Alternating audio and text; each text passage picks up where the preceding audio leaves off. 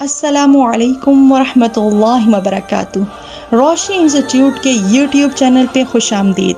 हम लाए हैं आपके लिए प्यारे नबी सल्लल्लाहु अलैहि वसल्लम के प्यारे सहाबा कराम रिदवान अल्लाह अलैहिम अजमईन के रोशन वाक़यात। आज हम जिन सहाबी रसूल सल्लल्लाहु अलैहि वसल्लम का जिक्र करने वाले हैं वो हैं हज़रत अरक़म बिन अबू अलक़म रज़ियल्लाहु ताला अन्हु। ये वो खुश नसीब सहाबी रसूल सल्लल्लाहु अलैहि वसल्लम हैं जिनका घर इस्लाम का पहला मदरसा और मरकज़ दार अरक़म के नाम से बना। हज़रत अरक़म रज़ियल्लाहु ताला अन्हु का शुमार अस-साबिक़ून अल-अव्वलून में होता है, यानी आप रज़ियल्लाहु ताला अन्हु 11 या 12 असहाब के बाद ईमान लाए। बच्चों, उस वक्त हुज़ूर अकरम सल्लल्लाहु अलैहि वसल्लम और तमाम कलमा गो मुसलमानों की ज़िंदगियाँ सख्त ख़तरे में थीं। चूँकि इस्लाम के इब्तदाई अय्याम थे, एक रोज़ मुसलमान एक घाटी में छुप कर नमाज पढ़ रहे थे कि मुशरिकीन के एक शरारती गिरोह ने उन्हें देख लिया और नौबत लड़ाई तक पहुंच गई। उस पर हज़रत साद बिन अबी वक्कास रज़ियल्लाहु ताला अन्हु ने एक शख्स को एक हड्डी खींच के दे मारी, जिससे उसका सर फट गया। ये पहला खून था जो इस्लाम के लिए बहाया गया। इस वाक़े के बाद हज़रत मोहम्मद सल्लल्लाहु अलैहि वसल्लम ने ऐसी महफूज जगह की ज़रूरत शिद्दत से महसूस की कि जहां मुसलमान आज़ादी से इकट्ठे होकर नमाज अदा कर सकें और दीन की बुनियादी तालीम भी हासिल कर सकें। हज़रत अरक़म रज़ियल्लाहु ताला अन्हु चूँकि उस वक्त साहिब ईमान हो चुके थे और आप रज़ियल्लाहु ताला अन्हु का घर सफ़ा पहाड़ियों पर था जो कदरे महफूज भी था, लिहाजा आप रज़ियल्लाहु ताला अन्हु ने इस अजीम मकसद के लिए अपना मकान पेश कर दिया, जिसे रसूलुल्लाह सल्लल्लाहु अलैहि वसल्लम ने कबूल फरमा लिया। और यूं हज़रत अरक़म रज़ियल्लाहु ताला अन्हु का दीन इस्लाम को वक्फ करदा घर इस्लाम की दावत व तबलीग का अव्वलीन मरकज़ दारुल इस्लाम और दारुश शुरा करार पाया। हज़रत सैयदना अरक़म रज़ियल्लाहु ताला अन्हु के घर को इस्लाम की अव्वलीन दरसगाह और इबादत गाह करार देने में कई हिकमतें मौजूद थीं। सबसे पहली हिकमत तो ये थी कि कुरैशी ख़ानदान से ना होने की वजह से मुशरिकीन का आप रज़ियल्लाहु ताला अन्हु के घर की तरफ ध्यान नहीं जा सकता था। आप रज़ियल्लाहु ताला अन्हु का ताल्लुक़ बनु मखज़ूम से था, जबकि बनु हाशिम और बनु मखज़ूम के दरमियान दुश्मनी उरूज पर पहुंची हुई थी।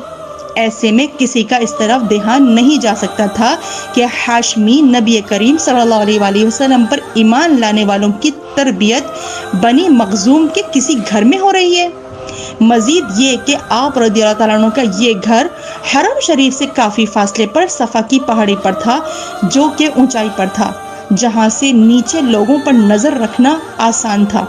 रसूल अकरम सल्लल्लाहु अलैहि वसल्लम ने दार अरक़म में तशरीफ़ फरमा होकर इस्लाम के उन अव्वलीन असहाब कराम रिदवान अल्लाह अलैहिम अजमईन को इल्म हिकमत से मुज़य्यन फरमाया, उनके अखलाक व किरदार को भी संवारा।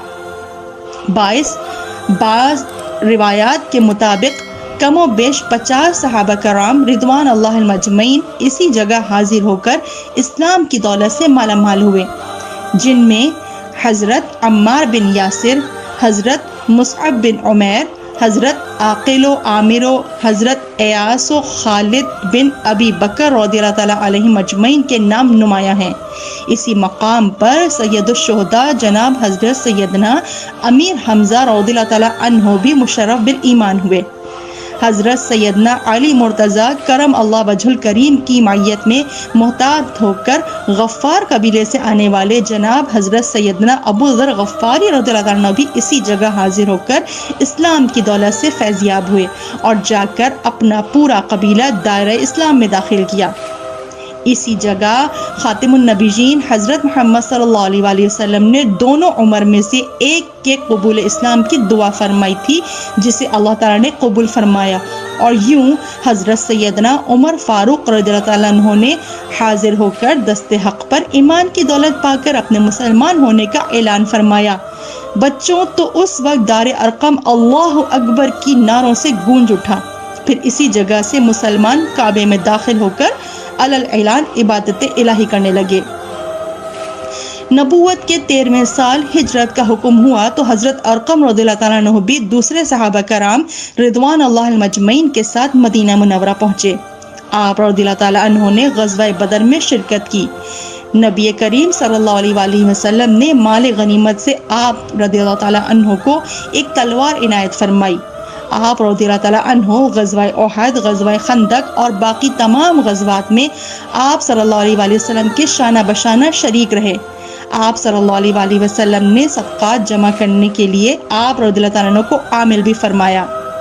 حضرت ارقم رضی اللہ تعالیٰ عنہ مختلف جاگیروں کے مالک تھے۔ اس کے علاوہ آپ رضی اللہ تعالیٰ عنہ کا ذریعہ معاش تجارت تھی۔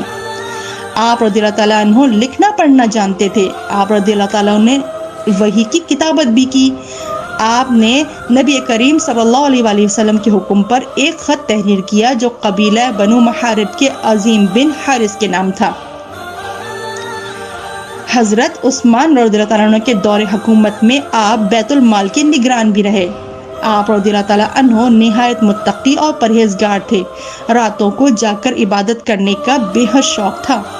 83 برس کی عمر پا کر 53 ہجری میں وفات پائی اور جنت البقیع میں دفن ہوئے۔ رضی اللہ تعالیٰ عنہ۔ اللہ حافظ۔